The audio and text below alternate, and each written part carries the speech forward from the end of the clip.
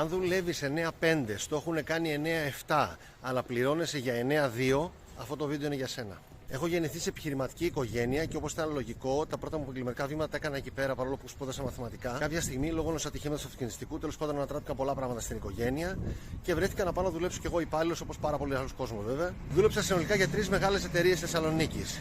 Και στις 3 είχα πάρα πολύ γρήγορη εξέλιξη, οπότε στα μάτια των άλλων ήταν μια πολύ πετυχημένη καριέρα αυτό. Όχι όμως τα δικά μου. Παραιτήθηκα και από τις 3 εταιρείες μετά από 2-3 χρόνια συνεργασίας και ο λόγος ήταν 2 βασικά.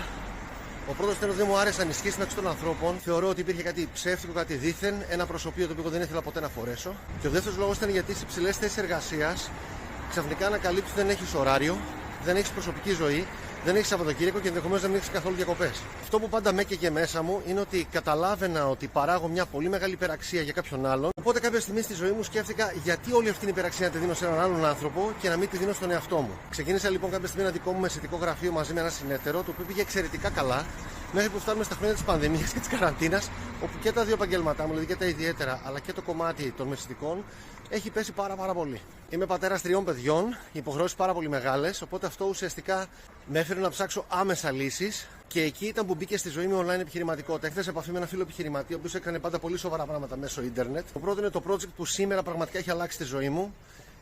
Ξεκίνησα άμεσα τότε, είχα άμεσα οικονομικά αποτελέσματα, αλλά το πιο σημαντικό είναι ότι 5 χρόνια μετά είναι κάτι το οποίο έχει φτάσει για μένα να είναι κύριο εισόδημα με όλες αυτές τις ελευθερίες που αυτό μπορεί να σημαίνει. Κάνε κλικ στο link στο προφίλ μου που θα βρεις, συμπλήρωσε τη φόρμα επικοινωνίας, θα σου στείλω άμεσα πρώτες πληροφορίες μέσα σε ένα βίντεο 7 λεπτών και μετά θα μας δοθεί και ευκαιρία να πούμε και περισσότερα για να σου πω πώς μπορεί να ξεκινήσει κάτι άλλο παράλληλα με τη δουλειά σου σήμερα, χωρίς επαγγελματικό οικονομικό ρίσκο, το οποίο να σου φέρει άλλες επιλογές αύριο. Θα χαρώ πάρα πολύ, κάνε κλικ τώρα και τα λέμε σύντομα.